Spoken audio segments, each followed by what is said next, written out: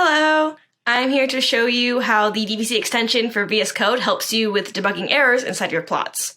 So for starters, I need to cause an error to happen, so I'm going to go ahead and add a typo to my predicted probabilities plot.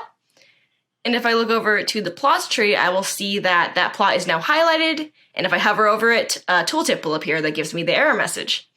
Along with that, if I go over to the plots web view, I will see an error message at the top here. And if I click on show error, it will show me all error messages that were outputted by DVC along with their corresponding revision and plot. So from this error message, I can deduce what typo I made, go over to DVC YAML and correct it. And everything will go back to normal. And I think that about covers it. Thank you for watching.